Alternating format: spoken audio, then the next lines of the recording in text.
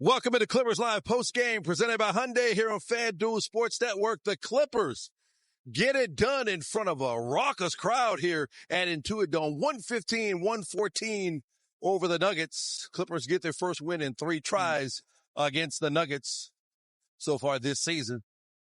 Welcome into Clippers Live Postgame, presented by Hyundai. Stan Verrett with Jim Jackson and one of the men of the hour, Derek Jones Jr. here. How y'all doing tonight? Man. A lot better. Yeah. A lot better after that. We are too. What did it take to finish this off tonight?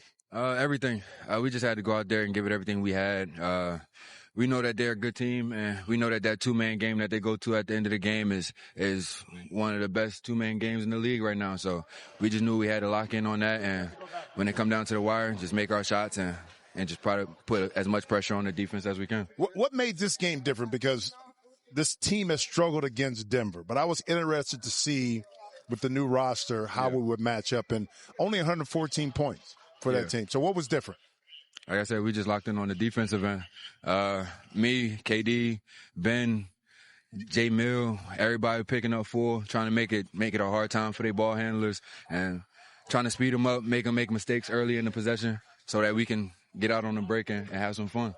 I'm looking at the stat sheet here. Somebody picked it up on the offensive end, too, especially in the second half. 20 after halftime, 13 in the fourth. What was the key to that performance? Just staying aggressive. For me, I've been out for a little while. For me, I was trying to get my rhythm back in our games before the break. And right now, it's just, for me, I just got to be aggressive as I can and just put my best foot forward and just play as hard as I can, really. Well, right now, teams are going to double-team Kawhi right off the back. So you got to make them pay. How quickly can you assimilate to getting accustomed to that more? I know you had it with James, but now it's specifically just with Kawhi, how everybody else has to keep that spacing, move the ball, and make them pay. I mean, if they want double, we just, like you said, we space it out. I mean, I trust our team. I trust our players. We all in the gym. We work on our game. So if we take a shot, I don't sit up there and put my head down. I know that the guy out there working on that shot, and if they confident in it, I'm confident for him. How about the new guy, Ben Mathurin? 38, tied a career high. Got the fans going in here tonight. What did you see from him? He a dog on both ends. Yeah. He do it on both ends. I mean, offensively, he's gifted. He can get to his spots. He get fouled whenever he want to. But on that defensive end, he's one of them. He, like I said, he picked up full court whenever we needed him to play Jamal. Whoever was handling the ball, he picked up full court. He made it a nightmare for them. So I say he's one of them ones. All right, DJ. Hey, great having you with us, man. Appreciate y'all. Congrats on the win. Yeah, congratulations. All right, Derek Jones Jr. here with us on Clippers Live Postgame. Crazy fourth quarter. He was a big part of it. But Ben Mathurin going strong to the rack, Jim. But this is the type of thing you got to understand. The game was never out of distance, out of reach. Yep. Even despite the Clippers not shooting the ball well from behind the three-point line, just staying in the game allows you now to get stops on the defensive end, and then offensively, after you've gotten those stops, you're able to make Denver pay. And that's why coaches always say, okay, don't worry about so much about our shooting. If it's not going well, figure out ways to keep the game within the balance. And that's on the defensive end. And I said it. Listen, 114 points for this Denver team. Absolutely. Okay, now let's backtrack. Against Houston, one of the best offensive teams in the league, 102 points both nights. Yep. But no, that's 12 points below their average. Tonight it was 6 points below their average with the Nuggets. Yep. Number 1 in scoring and number 1 in offensive rating. And the Clippers get it done. Came down to 3 free throws for Jamal Murray. And the swell went nuts after he missed the third one to seal the game. And how about that alert play from Ben Mathurin to get that ball to Brook Lopez for that dunk? Well, it was, on that inbound play. And I was surprised that Cameron Johnson came up and gave Brook, that clean of a passing angle. But also, too, a lot of times this is, that that in-game decision you got to make in a split second. Normally, a player pulls the ball back out. Yeah. Okay? Yep. Try to bleed some time off the clock, get a foul, get to the free throw line. Something in Brook Lopez's mind said, I can get to the basket. Yep. I'm 7 feet tall, 280 pounds. And one dribble. It took me one dribble to get there, and he was able to seal the deal. But, a lot of times a player may be indecisive as to what to do in that moment, but not Brook. Yep. And You mentioned the Houston. You stacked that win, which was one of the most impressive wins of the season, on top of stack this one on top of that one now. What does it say about where this team is right now? They've bought in defensively because if you look at the two teams that they were able to beat, and we talked about the offensive efficiency and the weapons they've had, they pretty much held their own. But I'm going to tell you something about this team. The restructuring of this talent in this lineup says to me that you have individuals that want to prove something. Kawhi wants to prove that, this is in my mind, okay, that he can lead a team deep into the playoffs. Without the second tier. I started the MVP campaign for Kawhi on the pregame. Exactly. So now you have a player like John Collins was a future cornerstone to a team, got traded, and now has to find his way. He wants to prove that he can add value. Bennedict Mathurin, high draft pick. Number 6 overall. Number 6. Had his time in Indianapolis, but still feeling like he has something to prove. DJ, all these guys, Chris Dunn.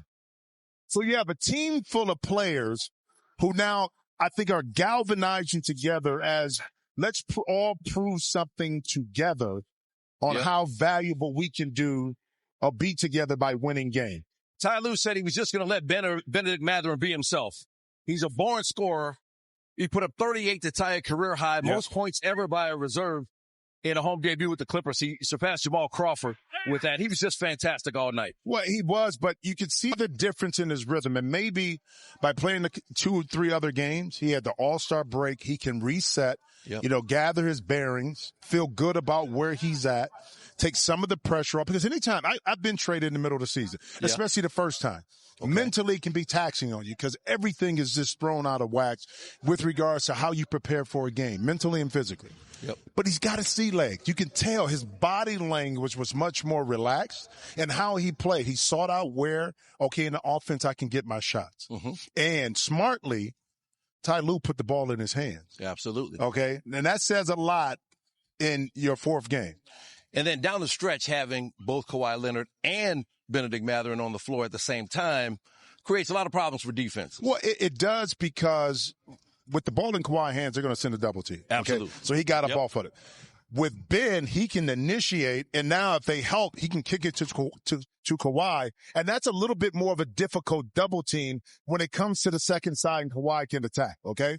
The thing about Kawhi is this. Now he's in a situation, I think, for the first time, not in San Antonio, not in Toronto, and not here in the Clippers till now, that you didn't have a second mate that also draws that kind of attention, okay? So his decision-making of when to get off of it and when to attack is going to be critical to the success of this offense for the Clippers moving forward. Didn't have the greatest shooting night, 8 of 18. Not great by his standards. No. But he did wind up with 23 points and, again, drew the attention of the defense and helped Bennedict Mathurin put up the numbers he put up. Well, it's just like if Jokic doesn't have a great shooting night, you're still going to move towards his side of the floor. The gravity is going to, start to pull that way. It's the same thing with Kawhi. You know that in late game situations, he can make plays. So the defense is going to shift a little bit more towards him. And he's still able to have an impact on the game despite not having his best shooting effort. All right, add it all up. It's a 115-114 win for the Clippers. Derrick Jones Jr. with that great second half, 20 points after halftime, 13 in the fourth quarter. And he helps the Clippers put this one away to get their first win in 3 matchups against the Nuggets this season. We're right back with more Clippers Live postgame in just a minute. Welcome back to Clippers Live postgame. It came down to this. Jamal Murray with 3 free throws at the end of the game. Made the first 2, missed the third, and the Clippers get a 1-point win with 38 from Ben Mathurin in his Intuit Dome debut. Here's Ty Lue. Ty, it feels like when the Nuggets and the Clippers play, games like these happen, but what can you make of Bennedict Mathurin in his Intuit Dome debut? I thought it was great. We talked at halftime, and we can't run a lot of plays because he don't know the plays yet, but we do know concepts. Like once the first play is called, we know how we need to play, and I didn't think we did in the first half. In the second half, it was a lot better. Better spacing, getting to the next actions, and running the right stuff. And so I give our guys credit for doing that in the second half. And, we haven't beat this team in a long time, and just defensively, what we were able to do. And, it's tough, playing against Joker. He's the best in the world and put you in some tough positions. But I thought, we got down and we continued to fight and we came up with the win. All right, Coach, so talk about the finishing lineup with Mathurin, Jones, Kawhi, Lopez, and Collins. Talk about that finishing lineup and then what you see down the stretch of that game.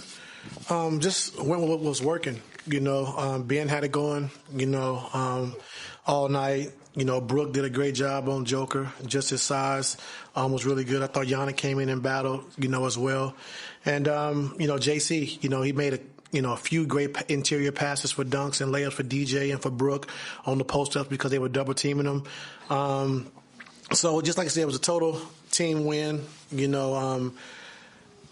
Got mad at myself a little bit down the stretch, but, overall, I thought our guys did a good job. Why did you get mad at yourself? Because we're a foul team and got kind of scared with Joker and Valanciunas. Bring those guys in. You make the first, they bulldoze you, get a tip in because they're not going to call a foul on those guys.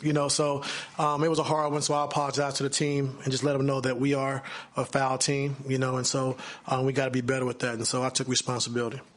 Ty, just to clarify on that, was the direction to foul or was it just miscommunication? The direction was to get a stop because we were scared of the bulldozing by Joker and by Valanciunas. And, it worked out for us, but, we got to be better with that. And then I had a question on Mathurin again. A lot of times when you see new trade acquisitions, they can be a little bit timid, a little bit hesitant early in their, with their new team.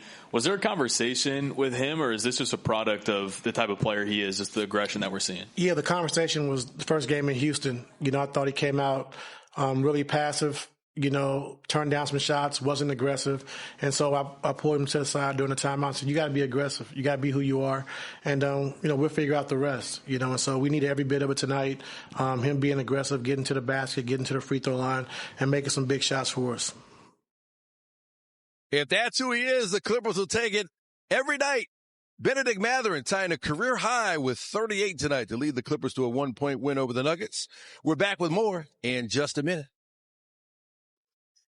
Welcome back to Clippers Live Postgame. Fans leaving Intuit Dome with smiles on their faces after the Clippers get a 1-point win over the Nuggets. Tomorrow night, second of back-to-backs, the Clippers head downtown to take on the Lakers, and we expect to see Luka Doncic, LeBron James, and Austin Reeves all in the lineup. Kawhi Leonard played 33 minutes tonight, so he'll have to tough it out on the second of back-to-backs. 23 points for Leonard tonight. Derrick Jones Jr. with a season-high 22, including 13 in the fourth quarter, and Bennedict Mathurin, the Clippers' new addition, with 38, the most ever in a home debut by a Clipper. And the Clippers able to knock off the Nuggets for the first time this season, 115-114. We will see you tomorrow night from downtown when the Clippers take on the Lakers. For Jim Jackson and our entire Clippers Live crew, Stan Verrett saying good night from Inglewood.